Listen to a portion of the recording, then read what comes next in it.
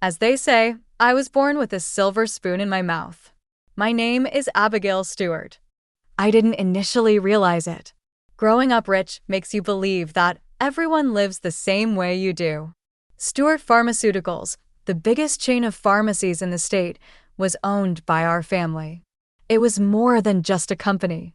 My grandfather left it to me. He created it from nothing, and when I was a young child, my father, David, inherited it. My father's entire persona was shaped by the business. After work, he would enter our enormous Victorian home, untie his pricey tie, and begin discussing profit margins without even introducing himself. At dinner, he would say, "Another record quarter," and my mother Margaret would nod in agreement while fixing her pearl necklace. This is what I will eventually teach my kids. During these discussions, James, my older brother, would simply push his food around the plate. He was more interested in ancient civilization than business margins, even at the age of 12, when I was still playing with dolls. He would attempt to shift the conversation to his most recent backyard archaeological find, but Dad would dismiss it. But I was different. I like working at the pharmacy even as a child. By the age of 14, I was able to recite our inventory like the alphabet and knew the names of all of our regular clients. Dad saw. When I told him about a new display arrangement that enhanced sales or about helping an elderly customer find the proper medication, he would brighten and say, "Now that's my girl. She has a business background." The change came slowly. Dad began taking me to business meetings while James became more and more engrossed in history books and archaeological journals. By the age of 16, I was assisting with basic accounting and conducting inventory counts. Dad would demonstrate how to examine contracts for me, saying, "Watch and learn, Abigail. Someday, all of this will be yours." My mom was also overjoyed. She would give me pricey business clothes for my birthday, while James received inexpensive history books, saying, "At last, someone to properly carry on the family tradition." I recall James's announcement that he would be attending college to study archaeology. Our formal dining room, the one with the crystal chandelier that costs more than most cars, was where we were having dinner. "What are you?" Dad's fork clattered on the expensive china as he burst. "I'm not going to waste my son's life digging in the ground."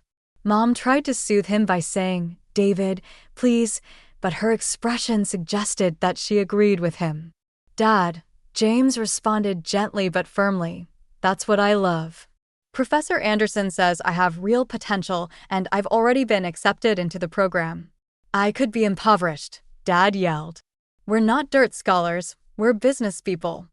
I could tell James had made up his mind because of the resolute expression on his face. "Then I guess I'm not a business person," he said, standing up from the table. That was the night everything changed. Dad turned all his attention and expectations to me. I was no longer just the backup plan, I was the future of Stewart Pharmaceuticals. The pressure was intense, but I loved it, or at least I thought I did.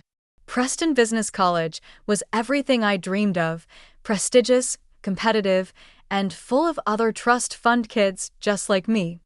I felt right at home with my designer clothes and platinum credit card. That's when I met Zay. It was in the campus library of all places.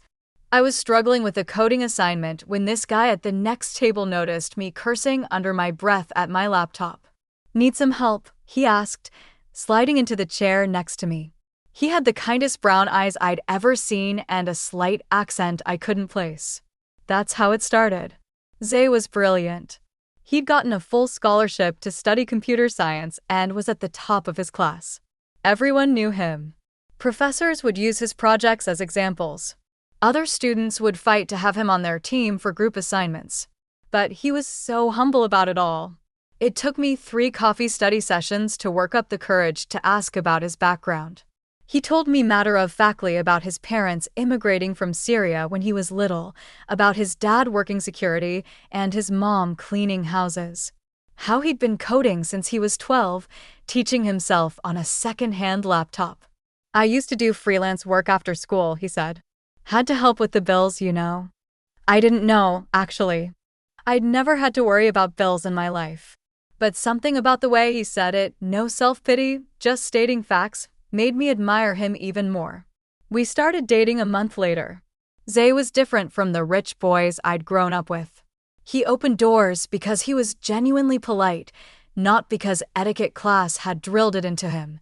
When he took me out, it was to small, family-owned restaurants where the food was amazing and the owners knew him by name. 6 months in, he proposed. Not with some massive diamond like my dad would have expected, just a simple silver band he'd saved up for, given to me during a sunset walk through campus. It was perfect. Dad was thrilled when I told him I was engaged, at first. He immediately planned this huge family dinner to meet my fiancé, inviting all our relatives. I could practically hear him imagining some heir to a Fortune 500 company. The moment we walked into our massive dining room, I knew I was wrong. I watched my family's faces change like someone had flipped a switch, from eager smiles to barely concealed sneers. My Aunt Patricia actually clutched her pearls. Mom's champagne glass froze halfway to her mouth. The silence was deafening until Dad cleared his throat. The sound echoed through our massive dining room like a gunshot. I could feel Zay's hand tense in mine under the table. "So, young man," Dad said in that condescending tone he usually reserved for his employees, drawing out each word like he was speaking to a child. "Tell us about your background. Where exactly are you from?" Zay sat up straighter, maintaining his dignity despite the hostile atmosphere. I admired how he kept his voice steady and respectful. "My parents immigrated from Syria when I was young, sir. We've been here since I was 6. And what do your parents do?" Dad pressed, his lip curling slightly.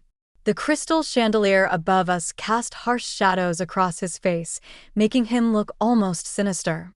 "My father works as a security guard at Atlantic Corp, and my mother works as a cleaner," Zay answered honestly. His voice remained firm and proud. "I've worked part-time jobs since I was old enough to help support them, but I was fortunate to earn a full scholarship to Preston." My mother practically choked on her wine and grabbed her water glass, taking desperate gulps. The pearls around her neck trembled with each swallow. Aunt Patricia and Uncle George exchanged meaningful looks, while Cousin Rebecca actually snickered behind her manicured hand. Dad's face was getting redder by the second. The vein in his forehead, the one that only appeared when he was truly angry, began to pulse. "Well," he said, pushing his plate away with such force that the expensive china rattled, "I hope you understand, young man, that my Abigail is accustomed to a certain lifestyle. She's never wanted for anything. How exactly do you plan to provide for her?" Before I could jump in, Zay responded calmly, his posture a stark contrast to my father's growing anger. "I'm already successfully trading in cryptocurrency markets, Mr. Stewart. I built a substantial portfolio, and I'm developing plans for my own tech startup." "Cryptocurrency?" Dad interrupted with a harsh laugh that echoed off the mahogany panel walls. "You mean like what that scammer sold to Aunt Martha? The one who cleaned out her savings account?" His voice dripped with contempt. "Dad, that's completely different." I tried to explain, my heart pounding. Zay's actually incredibly knowledgeable about blockchain technology. He's even been asked to speak at tech conferences. "Enough." Dad slammed his hand on the table, making the crystal glasses rattle and the silverware jump. The sound made everyone at the table flinch, except Zay. "I know a con man when I see one. Your Aunt Martha thought she knew better, too, didn't she, Mr. Stewart?" Zay attempted to explain, still maintaining his composure, even as my father's face grew darker. "I understand your concerns, but no, you don't understand." Dad stood up, his chair scraping against the hardwood floor with a screech that made my teeth hurt. He towered over the table, his hands planted firmly on the white tablecloth. "You're not suitable for my daughter. You're a migrant from a poor family. You don't understand our values, our way of life. You're not one of us." I watched in horror as my father, the man who'd taught me about business ethics and professional conduct, showed his true colors. The worst part was seeing how the rest of my family nodded along as if he was just saying what they were all thinking. Dad wasn't done. His face twisted with rage as he jabbed his finger in Zay's direction. I see right through you. You're just another gold digger with a sob story, trying to get your hands on my daughter's inheritance. David, please. Mom interrupted, but not to defend Zay. She turned to me with what she probably thought was a motherly expression. Honey, you're too young for marriage. Finish college first. Come work at the company like we planned. There's plenty of time to think about marriage with someone more suitable. Uncle George cleared his throat. He's probably just after the pharmacy chain, David. These people are clever that way. Remember the Martinez boy who tried dating Rebecca? And Patricia chimed in, talking about Zay as if he wasn't even there. Same thing. He'll charm you until they get what they want. I watched Zay's face as my family continued their verbal assault. He sat perfectly still, his expression composed, but I could see the slight tightening around his eyes, the way his knuckles whitened as he gripped his water glass. What kind of future could you possibly offer her? Dad sneered. Living in some tiny apartment, eating microwave dinners, while you waste time on your imaginary internet money? That was it. Something inside me snapped. I stood up so quickly my chair fell backward with a crash. Stop it, all of you. Just stop. My voice shook with rage. You should be ashamed of yourselves. You're acting like entitled, prejudiced snobs. Abigail. Mom gasped, clutching her pearls. No, Mom, I'm done. I reached for Zay's hand. I've never been more embarrassed to be part of this family than I am right now. Come on, Zay. We're leaving. We walked toward the door, heads held high, while my relatives muttered and whispered behind us. Dad's voice boomed through the foyer as we reached for our coats. You walk out that door with him, Abigail, and you'll regret it. Do you hear me? After everything we've invested in you, all the money we spent on your education, your future, you owe us. I turned back one last time, meeting his furious gaze. The only thing I owe you is the courtesy of walking out instead of telling you exactly what I think of you right now. I heard him shouting about debts and obligations as we walked to Zay's car, but I didn't look back. Some debts I was learning weren't worth paying. A year flew by like a dream. Zay and I finished college, him with highest honors in computer science, me with my business degree. We moved into a modest apartment, and despite my family's dire predictions, we were happy. So when Zay suggested we stop waiting and get married that summer, I didn't hesitate. I spent hours crafting the perfect wedding announcement for social media. I posted a beautiful engagement photo of us with a heartfelt message about love transcending boundaries. The responses started rolling, and almost immediately. Not congratulations, attacks. Cousin Rebecca, I can't believe you're still with that fortune hunter. Count me out. Aunt Patricia, your poor parents must be so disappointed. We raised you better than this. Uncle George, no self-respecting Stewart would attend this travesty. My phone kept buzzing with notifications, each one more cruel than the last. I finally had to turn it off when my mother's comment appeared. You're making the biggest mistake of your life. Don't expect us there. I cried for hours that night while Zay held me and whispered that we could postpone, that maybe they just needed more time. But I was done waiting for my family to change. No, I said, wiping my eyes. We're getting married with or without them. I didn't expect James to come. My brother was in the middle of an important dig in Egypt, something about a previously undiscovered tomb, but 2 days before the wedding, he showed up at our apartment door, covered in desert dust and grinning. You think I'd miss my little sister's wedding, he said, pulling me into a bear hug. Besides, someone's got to walk you down the aisle. The wedding was small but beautiful. We held it in a garden with fairy lights twinkling in the trees. Zay's family filled one side of the aisle, warm, welcoming people who had embraced me as their own from day one. My side was painfully empty, save for James and a couple of distant cousins who had dared to defy the family boycott. A year passed. Zay's tech career was taking off, and I'd started my own small business consultancy. We were building our life together, brick by brick, without any help from the Stewart fortune. Then the invitation came. Your presence is requested at the 60th birthday celebration of David Stewart. My hand shook as I read it. After all this time, were they finally ready to make peace?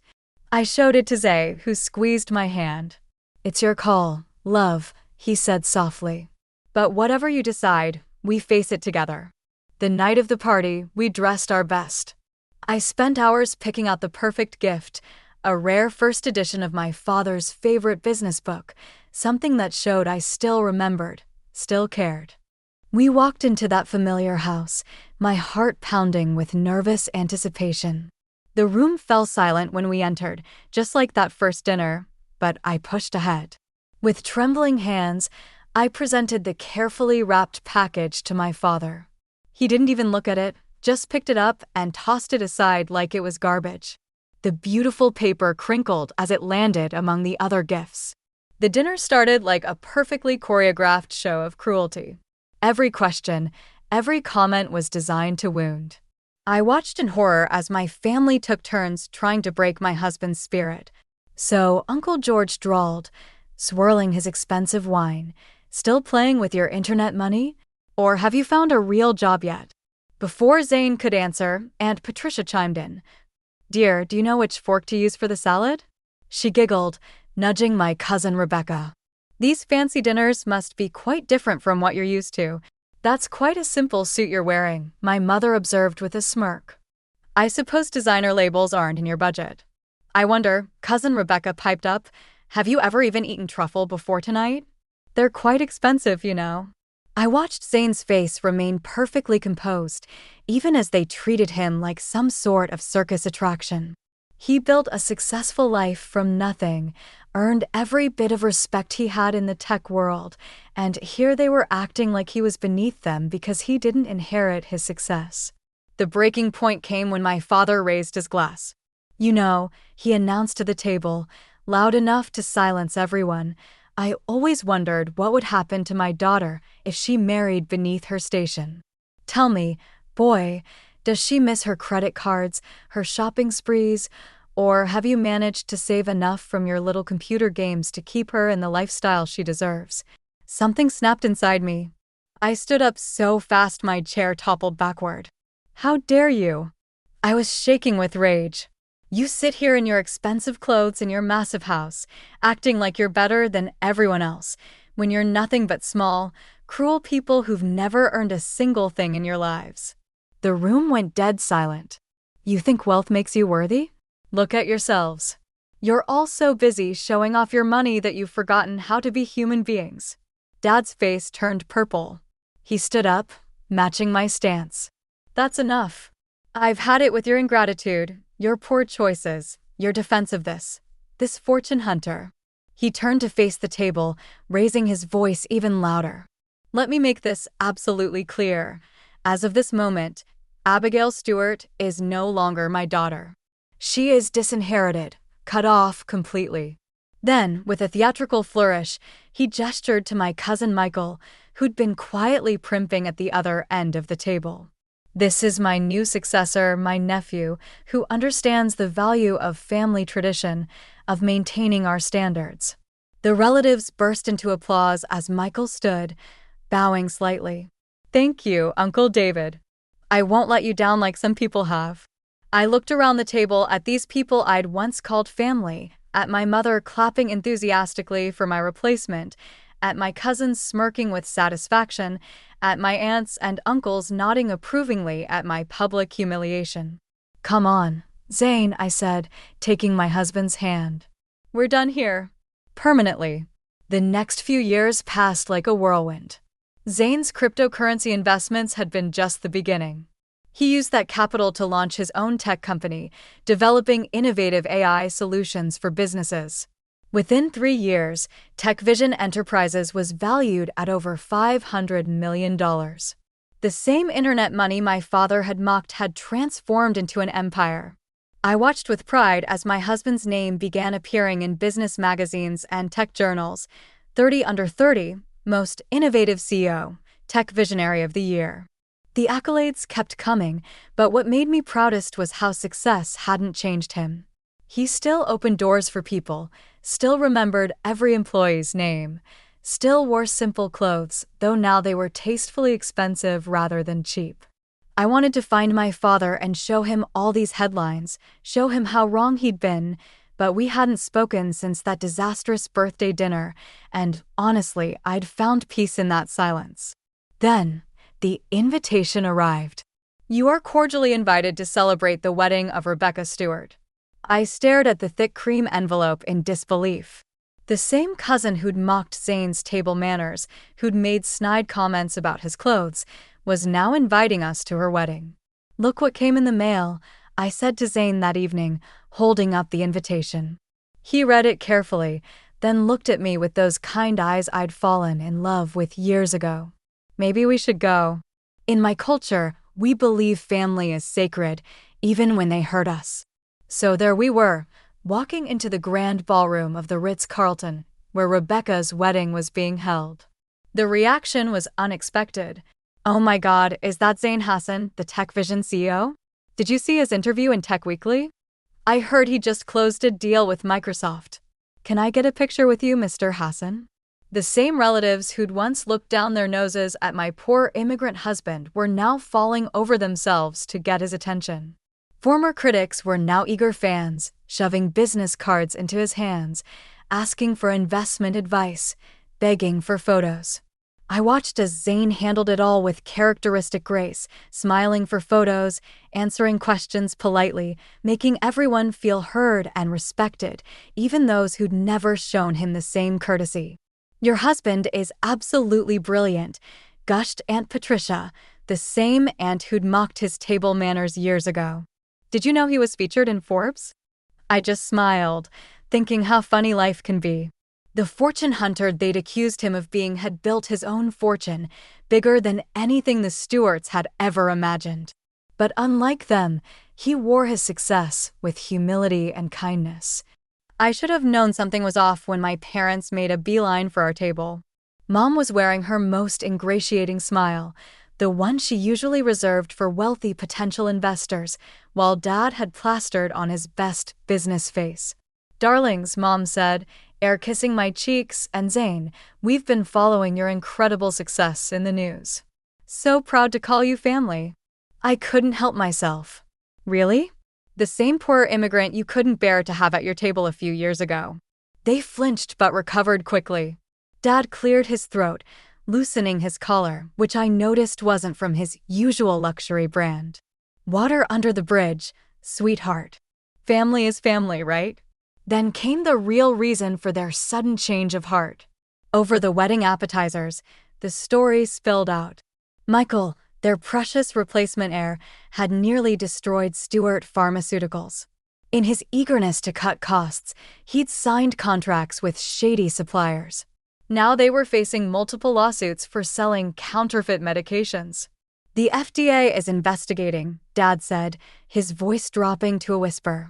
The banks won't touch us. We're in trouble, princess. The legal fees alone. Mom dabbed at her eyes with her napkin. We've had to mortgage everything. Dad reached across the table, placing his hand over Zane's. I know we got off on the wrong foot, but you're family, and family helps family, right? We just need a loan to tide us over. A few million should do it. I saw Zane's face soften with sympathy.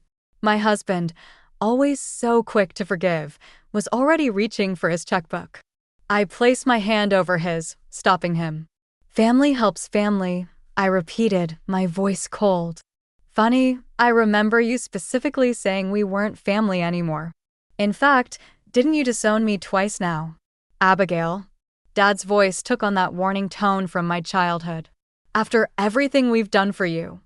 You taught me some valuable lessons, Dad, I cut him off. Like how not to give money to strangers. Isn't that what you always said? His face turned that familiar shade of purple. You ungrateful little. And about keeping high standards, I continued, my voice carrying just as the wedding DJ asked everyone to raise their glasses to the happy couple. So, I'm sorry, but I don't associate with people who sell fake medications to sick people just to save a buck. Dad exploded, jumping to his feet. How dare you? After everything I've done for you. I raised you, educated you. And disowned me, I finished, standing calmly.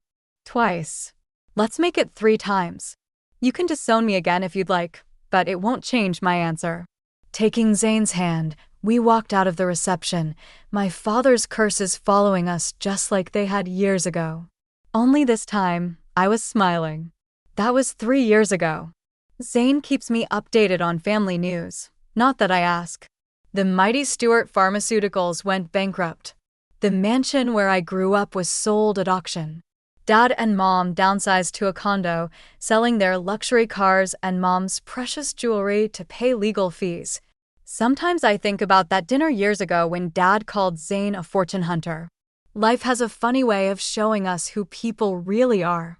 My poor immigrant husband built an empire through hard work and integrity, while my respectable family lost everything through greed and shortcuts. But you know what I learned? That real wealth isn't about money at all.